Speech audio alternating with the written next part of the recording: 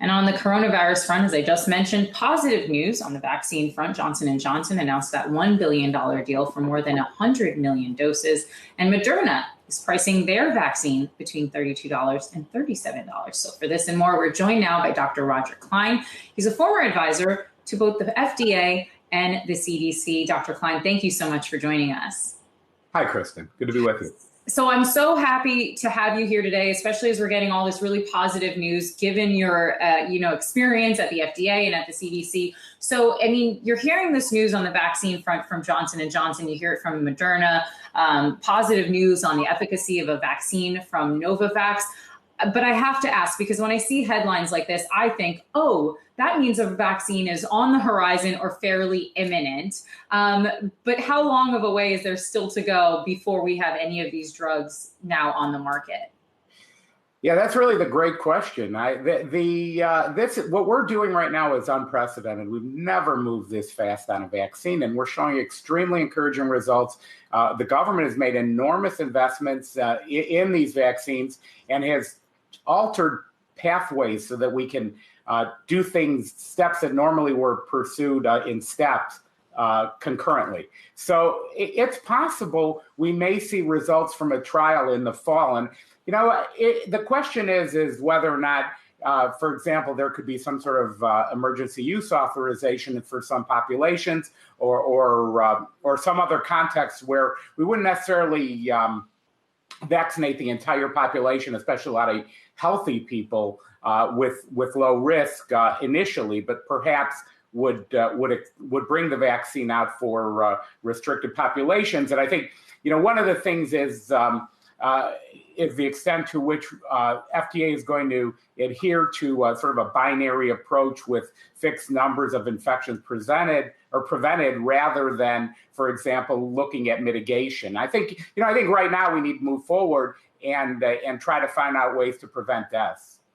So to that point about the whole entire scientific community focusing on just this, moving at unprecedented speeds, do you think that this might be a one-off in the community, that, all of their efforts and time and speed is focused on bringing a coronavirus vaccine to bear? Or do you think that after this, we might start perhaps fast tracking other drugs for other big issues that we have inside the country?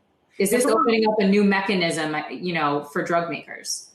Well, hopefully it is helping us to learn more about how to effectively regulate drugs. So the more efficient we can be, the better we can be. But I think we're having unprecedented sums invested by the federal government into this process. So I don't expect that will be duplicated. But hopefully we're learning. I'm sure we are learning a lot about how to more in a more timely manner bring effective drugs and safe drugs to market.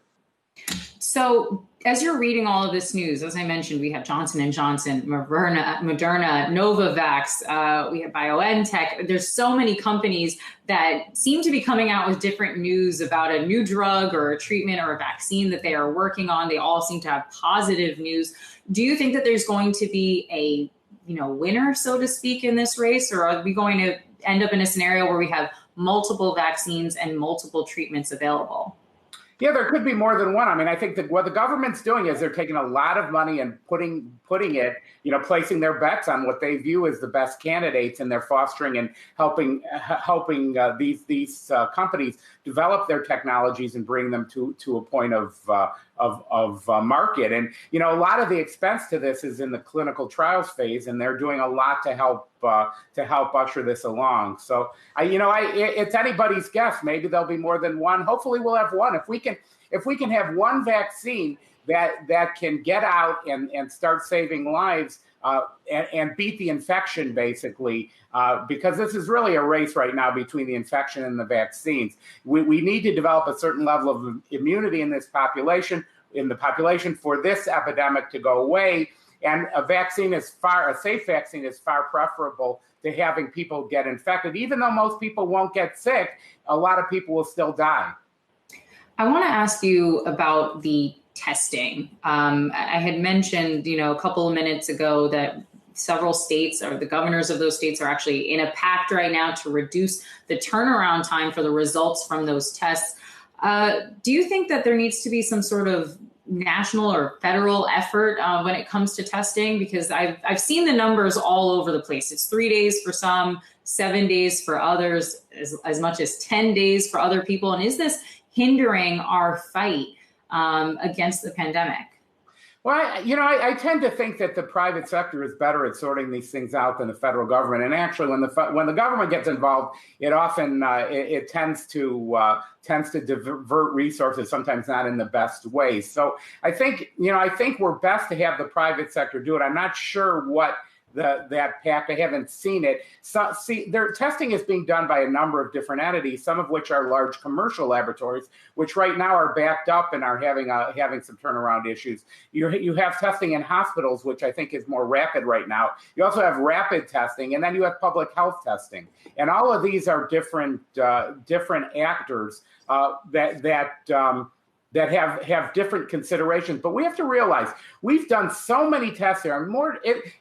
We've probably done double the number of tests we did in the flu epidemic in 2018. So I think we have to understand that this is a worldwide epidemic. It's very hard for a new disease to just ramp up and do these millions and millions and millions of tests. What we've done is incredible. It's really a fantastic accomplishment. What we need to do is test smartly and wisely and in ways that are going to best help us manage and live with this epidemic until it's over. And in my view, that means trying to protect people who are most vulnerable from getting seriously ill or from even dying. That's really what we need to do now. And the ways we can do that are smartly using the resources that we have.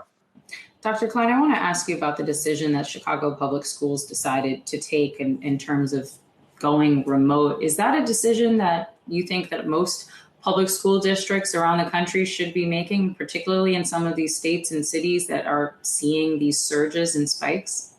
Well, I don't think so. So the reasoning, it isn't that I believe children can't spread it. I think they can, and I think we're seeing evidence of that. Really, the problem is this is gonna go on for a while, and what's gonna happen, maybe a year, maybe two, and you can't deprive these kids of their education. You can't deprive them of their development, their interaction with peers and others. And I very much worry about the long-term effects. And quite frankly, the people who suffer worse, the kids who suffer worse from this, are going to be the ones who have the least advantages to start with because they're least equipped to be able to school at home using computer technology. So I think it's a mistake. I think there are ways to do this safely. I think we have to understand that children can and will carry this disease, and we have to take steps to protect, for example, elderly relatives and other things. But parents also have to go to work. And, again, these are going to be some of the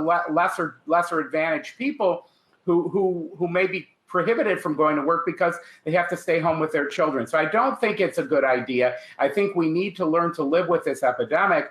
And that includes sending children to school, but also doing it in as safe a way as possible and trying to mitigate potential harms from it while enhancing the benefits.